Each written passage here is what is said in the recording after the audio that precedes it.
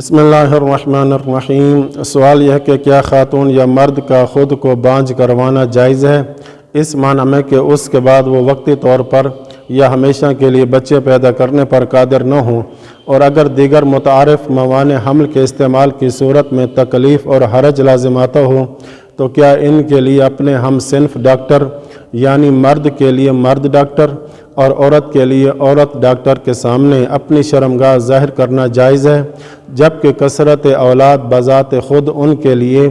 مادی، تربیتی اور صحت کے معاملات کے حوالے سے یوں حرج کا باعث ہو کہ موجودہ حالات میں انہیں اپنے بچوں کے بگڑ جانے کا یقین ہو جائے، جیسا کہ آج کل معاشرے کی صورتحال ہے۔ جواب میں آیت اللہ سستانی فرماتے ہیں، ایسا مانع حمل جو دائمی نسل بندی کا موجب بنے اس کی دو قسمیں ہیں۔ پہلی یہ کہ ایسی نسل بندی جو مرد یا عورت کے لیے بہت زیادہ نقصان دہ ہو، اور اس نقصان میں سے ایک اس کے کچھ اعضائے تناسل کو کاٹنا ہو۔ دوسری قسم یہ کہ ایسی نسل بندی جس سے بہت زیادہ نقصان نہ ہو، جیسا کہ خاتون کی بیض نالیوں کو بند کرنا یا مرد کے مادہ منویہ کو منتقل کرنے والی نالی بند کرنا، تو ان دونوں قسموں میں سے پہلی قسم تو بذات خود ناجائز ہے۔ ہاں، اگر کوئی ایسی بیماری ہو جو رحم جیسے بعض اعضائے تناسل کے کاٹنے کو لازم قرار دے تو اس بیماری کی وجہ سے بعض اعضائے تناسل کو کاٹنا جائز ہے، لیکن فقط افزائش نسل کو روکنے کے لیے ایسا کرنا جائز نہیں ہے۔ اور جہاں تک دوسری قسم کا تعلق ہے تو وہ بذات خود جائز ہے، لیکن بعض اوقات یہ عمل مرد یا خاتون ڈاکٹر کے سامنے شرمگاہ جیسے جسم کے کچھ وہ مخصوص حصے ظاہر کرنے پر موقوف ہوتا ہے جنہیں حالت اختیار میں ظاہر کرنا جائز نہیں ہوتا، تو اس جہت سے یہ عمل حرام ہو جاتا ہے۔ اور اولاد زیادہ ہونے پر جو تکلیف اور حرج لازم آتا ہے،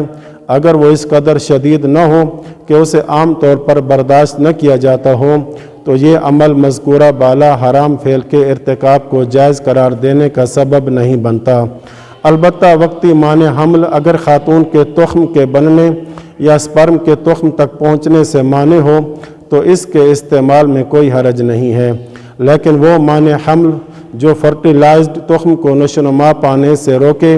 اور اس کے نتیجے میں وہ ساقط ہو کر مردہ ہو جائیں تو احتیاط واجب کی بنا پر اس سے اجتناب واجب ہے۔ اور یہاں دو باتوں کی طرف متوجہ رہنا چاہیے۔ پہلی یہ کہ وقتی مانع حمل کی پہلی دو اقسام کے ساتھ کے استعمال کا جواز دو چیزوں سے مشروط ہے۔ پہلی یہ کہ وقتی مانع حمل استعمال کرنے والے کے لیے بہت زیادہ نقصان کا سبب نہ بنے، ورنہ جائز نہیں ہے، اس شرط کے ساتھ کہ وقتی مانع حمل کا استعمال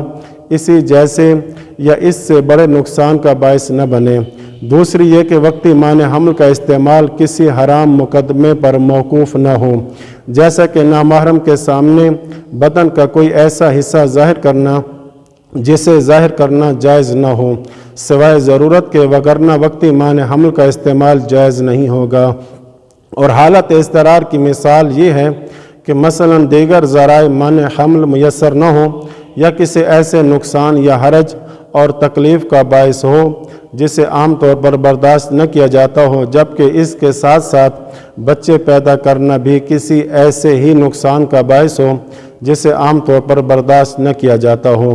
دوسری چیز یہ کہ اگر خاتون کا مانع حمل استعمال کرنا شوہر کے لیے جماع سے لذت لینے پر اثر انداز ہوتا ہو